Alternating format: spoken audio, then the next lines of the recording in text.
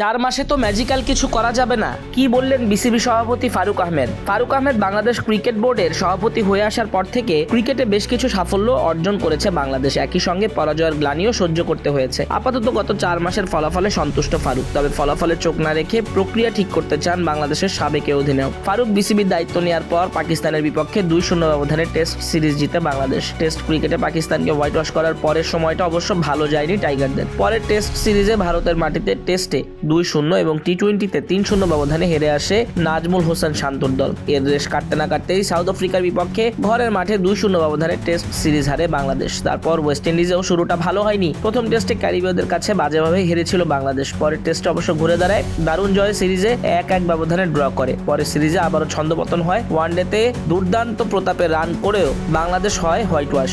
3-0 ব্যবধানে সিরিজ জিতে নেয় ওয়েস্ট ইন্ডিজ। এরপর টি-20 সিরিজে আসল খেলা দেখায় বাংলাদেশ। স্বাগতিকদের, সাবেক 2বারের বিশ্ব চ্যাম্পিয়ন ও স্বাগতিকদের 3-0 ব্যবধানে হোয়াইট ওয়াশ করে টিম টাইগার্স। ফারুক আহমেদ বলেন, বছরের শুরুর দিনে নিজের সার্বিক মূল্যায়ন নিয়ে তিনি সন্তুষ্ট। সাংবাদিকদের উদ্দেশ্যে আরো বলেন, আপনি যদি শুধু পরিসংখ্যান দেখেন, এটা ছিল ভালো খারাপের সংমিশ্রণ। আমরা পাকিস্তানে 2টি সিরিজ জিতেছি, ভারতে 2টি টেস্টই হেরেছি, ওয়েস্ট ইন্ডিজের সাথে একটা করে টেস্ট জিতেছি আর হেরেছি, ঢাকায় আবার 2টি হোম সিরিজ হেরেছি, আবার টি-20তে ওয়েস্ট ইন্ডিজে গিয়ে তাদের হারিয়েছি।